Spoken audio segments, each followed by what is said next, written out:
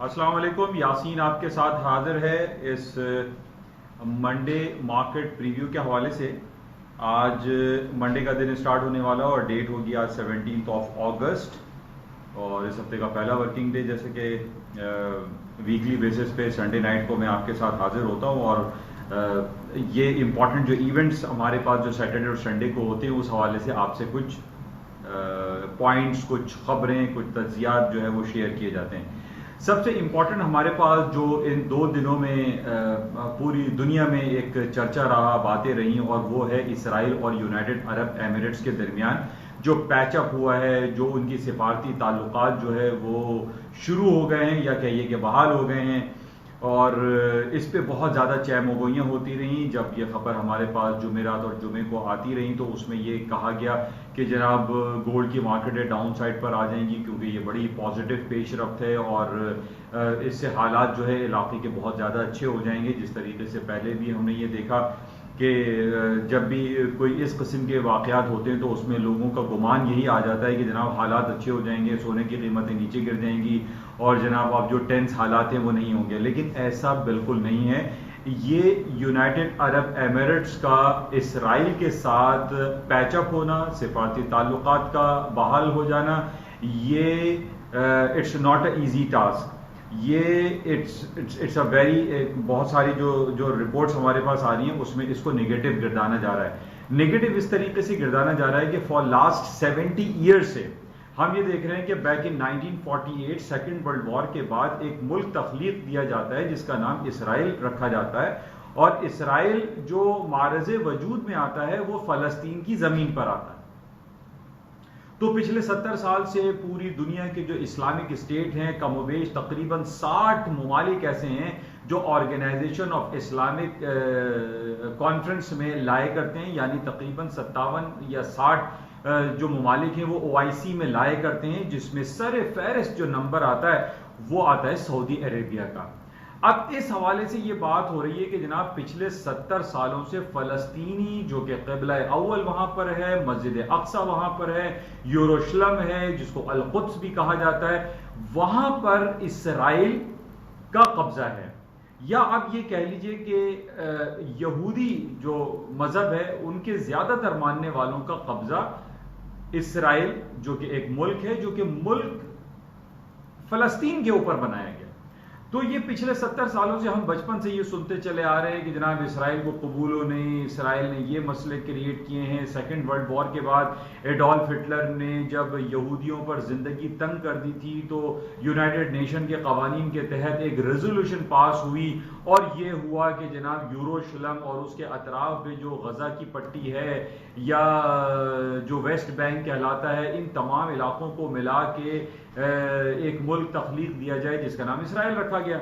और वहां पर बहुत सारे सेटलर्स आ गए, यानी सेटलर्स वो थे जो ऑस्ट्रिया से, इंग्लैंड से, फ्रांस से, जर्मनी से, वो तमाम लोगों को इसराइल मुल्क में लाकर आबाद किया गया जिसको सेटलर भी कहा जाता है। तो पिछले 70 साल से हम ये देख रहे हैं कि जितने भी इस्लामिक स्टेट हैं वो इससे नाला हैं, वो इससे खुश नहीं है। इसराइल जबरदस्ती जबरन फलस्तीनी मुल्क के अंदर काबिज है और फलस्तीन के ऊपर उसने कब्जा किया हुआ है और फलस्तीन के बहुत सारे तकरीबन 70-80% जो इलाका है वो इसराइल ने उस पर कब्जा कर लिया है। अब 2 शहर हैं, 2 इलाके हैं, एक वेस्ट बैंक की बात आती है और एक गजा स्ट्रिप की बात आती है कि जनाब नेतन्याहू साहब ने यह कहा है कि हम गजा स्ट्रिप और वेस्ट बैंक पर भी कब्जा कर लेंगे। लेकिन जब ये पैक्ट हुआ यूनाइटेड अरब एमिरेट्स के साथ और इसराइल ने जो ये पैक्ट किया कि जनाब हम अपनी तमाम सिफारती ताल्लुकात को बहाल कर रहे हैं, खोल रहे हैं, तिजारत को ओपन करेंगे, हम टूरिज्म को ओपन करेंगे और तमाम जो दोनों ममालिक के लोग हैं वो एक दूसरे ममालिक में आए जाएंगे, ये तो एक बात हो गई। अब मसला ये है कि पिछले 70 सालों से हम वो 57 मुल्क या 60 मुल्क जो इस्लामिक स्टेट हैं, जो इस्लामिक कंट्री कहलाते हैं, उन्होंने बायकॉट किया हुआ था इसराइल का। अब यहां पर हम ये देख रहे हैं कि आज से 26 साल पहले उर्दन ने, जॉर्डन ने और इजिप्ट में इसको एक्सेप्ट किया था। मिस्र और उर्दन ने इसराइल को एक्सेप्ट कर लिया था। आज 26 साल के बाद हम एक नया मुल्क देख रहे हैं, यानी यूनाइटेड अरब एमिरेट्स ने फलस्तीन के मुल्क पर काबिज एक जो कौम है या मजहब है जिसको हम यहूदी कहते हैं, उन्होंने इसराइल एज अ कंट्री बनाया और फलस्तीन को दबा दिया। आज हम ये देखते हैं कि गूगल और एप्पल की जो एप्लीकेशन है उसमें फलस्तीन या फलस्तीन का नाम है ही नहीं, उन्होंने इसराइल का नाम रखा हुआ है। तो ये पिछले 70 सालों से हम ये देख रहे हैं कि एक ये गंभीर मसला है और फलस्तीनियों के हुकूक की पामाली की जा रही है। अब इस बात पे कि जनाब यूनाइटेड अरब एमिरेट्स का इसराइल के साथ ताल्लुकात बहाल हो जाएंगे, ये बहाल तो सिर्फ इन दो ममालिक के दरमियान हो रहे हैं, लेकिन हम ये देख रहे हैं कि पूरी दुनिया में इसके खिलाफ बहुत ज्यादा शोर चर्चा है। टर्की ने ये कहा है कि वो जो सिफारती ताल्लुकात हैं यूनाइटेड अरब एमिरेट से वो ख़त्म कर देंगे।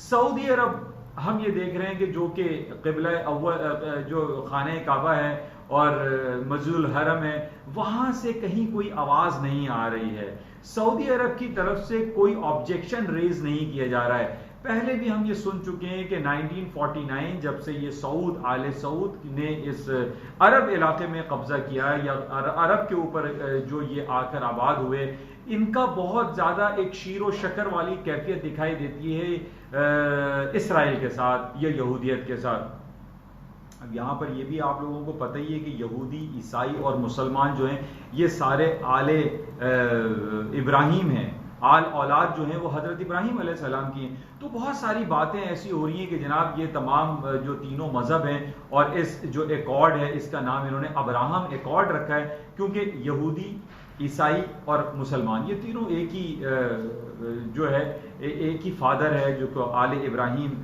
आल औलाद कहलाती है इब्राहिम की। इस बेसिस पे सऊदी अरब कहता है कि नहीं जनाब उनको आप दुश्मन नहीं कहें, यहूदियों को गलत नहीं कहें, वो हमारे कजिन्स हैं। ये ऑन रिकॉर्ड है शाह फैसल साहब की बातें। तो अब यहाँ पर ये एक बहुत बड़ा सवालिया निशान दिखाई दे रहा है कि जनाब सऊदी अरब इस हवाले से कोई आवाज क्यों नहीं उठा रहा है कि सऊदी अरब पिछले 70 साल से हम देख रहे थे कि यहूदियों और इसराइल के खिलाफ जो है वो आप बहुत ज्यादा आवाजें उठा रहा था, लेकिन व्हाई नॉट नाउ? क्योंकि सबसे बड़ा मसला हमें जो दिखाई दे रहा है वो यही है कि फलस्तीनी जो अवाम है, फलस्तीनी जो मुसलमान हमारे भाई हैं जो वहां पे क़िबला अव्वल है, उनकी पामाली हो रही है, उनके हुकूक को पामाल किया जा रहा है। तो बहरहाल इन तमाम चैमगोइयों और चपखलिश के बुनियाद पे अभी से जो 2 घंटे के बाद मार्केट खुलेगी उसमें ये इंडिकेशंस आ रही हैं कि गोल्ड की कीमतें हायर साइड पे जा सकती हैं। गोल्ड की कीमतों में एक टेंस माहौल पैदा हो रहा है और ये चपखलिश बढ़ेगी, इसमें कमी वाकई नहीं होगी। वो तमाम लोग कि जनाब सोने की कीमत कम हो जाएगी, दोनों दोस्त हो गए, दोस्ती किसके साथ हुई ये तो आप चेक करें। वो फलस्तीनी लोग जो पिछले 70 साल से जिनके लीडर पहले यासिर अराफात थे, अब महमूद अब्बास साहब हैं, उनके हुकूक को ज़र्ब लगी है, उनकी दिल आज़ारी हुई है और इस बात पे और भी बहुत सारे मसाइल क्रिएट हो सकते हैं। और सबसे बड़ी बात जो नेतन्याहू साहब जो हैं वजीर आजम इसराइल के, उन्होंने ये कहा है कि हम वेस्ट बैंक पे जो कब्जा है उसको मुअत्तल कर रहे हैं, उसको सस्पेंड कर रहे हैं। लेकिन इस वर्ड को आप देखिए कि उन्होंने सस्पेंशन का वर्ड इस्तेमाल किया है। इसका मतलब है कि later on after certain period of time Israel जो है वो फलस्तीन के वेस्ट बैंक पे और गजा स्ट्रिप पे कब्जा करने का इरादा रखता है, जो कि एक नेगेटिव है। और ये नेगेटिव सेंटिमेंट्स की बेसिस पे गोल्ड की कीमतें मजीद ऊपर जा सकती हैं। अच्छा, गोल्ड की कीमतें ऊपर और जाने की जो वजह है, एक तो टेक्निकल ग्राउंड पे मैंने आपसे कहा था कि 1920 के ऊपर, जो कि आज से 9 साल पहले का हाई था, मार्केट उससे ऊपर बंद हुई थी। 1944 पे मार्केट बंद हुई। तो टेक्निकल ग्राउंड पे और ये जो यूएई और इसराइल का जो सिलसिला हुआ है, इस बेसिस पे चपकलिश मौजूद है और इस बेसिस पे गोल्ड की कीमतों में ऊपर की तरफ ही इंडिकेशंस मिलती हैं। और इसके अलावा जो मैंने आपसे बताया था कि billions and trillions of dollar के स्टिमुलस पैकेजेस अनाउंस हो रहे हैं, प्लस अमेरिका और पूरी दुनिया जो है वो इंटरेस्ट रेट की कटौतियां कर रही है, बेसिस पे भी गोल्ड की कीमतें ऊपर जा सकती हैं। फिर दुनिया के 3 बड़े बैंक हैं, HSBC, गोल्डमैन सैक्स बैंक और बैंक ऑफ अमेरिका ने पहले ही ये कहा हुआ है कि गोल्ड की कीमतें तकरीबन 2200, 2300, 2400, 3000 डॉलर तक जा सकती हैं। तो इन तमाम सिनेरियो को आप अगर चेक करते हैं तो गोल्ड की कीमतें ऊपर जा सकती हैं। अच्छा, बहरहाल और जो दूसरी खबरें हमारे पास ये हैं कि अमेरिका, आज जिस तरीके से मैं आपसे कहता हूं कि संडे को हम जो मार्केटें चेक करते हैं उसमें सऊदी अरब की और तेल अवीव जो कि इसराइल की मार्केट है उसको हम बड़ा गौर से देखते हैं। आज हम ये देख रहे हैं कि सऊदी अरब की मार्केट जो बंद हुई है वो 0.7% प्लस में बंद हुई है। इसी तरीके से जो इसराइल तल अवीव की मार्केट बंद हुई है 1.41% प्लस में बंद हुई है। तो इन बेसिस पे ये कहा जा सकता है कि अमेरिका की जो stock S&P, Dow Jones, Nasdaq जो मार्केट है अभी ऊपर खुलेंगी, ये हायर नोट्स पे खुलेंगी, ग्रीन टेरिटरी में खुलेंगी, मार्केट हायर नोट्स पर होंगी, क्योंकि इन 2 दिनों में हमारे पास कोई ऐसी नेगेटिव खबर भी नहीं आई कि जनाब कहीं पे कोई गड़बड़ हो गई हो, कोई नेगेटिविटी आई हो।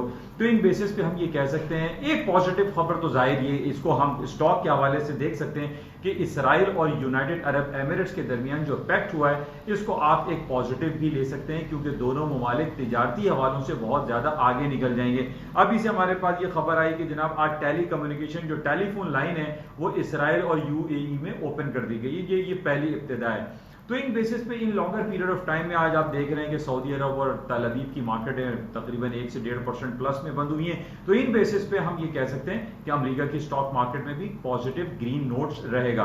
अच्छा, इसके अलावा इंपॉर्टेंट हमारे पास ये था कि जनाब सैटरडे थर्सडे और फ्राइडे को हमारे पास बहुत कवी इम्कानात थे कि दुनिया की सबसे पहली कंपनी जो कि $2 ट्रिलियन यानी 2000 अरब के मार्केट कैपिटलाइजेशन को टच करने वाली थी, दैट इज एप्पल, वो कर जाएगी, लेकिन ऐसा नहीं हुआ। 1.8 ट्रिलियन डॉलर तक मार्केट टच हो गई थी। तो कल हमारे पास ये भी इम्कानात हैं कि कल तारीख एक रकम हो सकती है कि अगर ये हालात जैसे कि हमने देखा कि तल अवीव और सऊदी अरब की मार्केटें प्लस में बंद हुई हैं, तो माइट पॉसिबल के ऊपर आपकी सुबह अर्ली मॉर्निंग जो चाइना की मार्केट है वो प्लस में रहें और उसके फॉलो में जो है वो अमेरिका की मार्केटें भी पॉजिटिव में चलें। और एप्पल जो है वो अपने $2 ट्रिलियन के बेंचमार्क को एक नई तारीख रकम कर देगा और इसकी पॉजिटिविटी पे ये हो सकता है कि स्टॉक मार्केटें हायर साइड पे चली जाएं। अच्छा, इसके अलावा एक गमगीन, एक गमनाक खबर भी है और वो हमारे अमेरिका के सदर जनाब डोनाल्ड ट्रंप साहब के छोटे भाई रॉबर्ट ट्रंप साहब की डेथ हो गई है।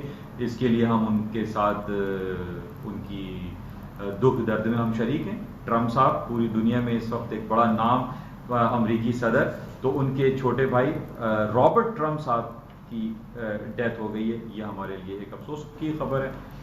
अच्छा, इसके अलावा जो बातें इजिप्ट और इसराइल और ये सारी बातें मैंने आपसे कर ली हैं।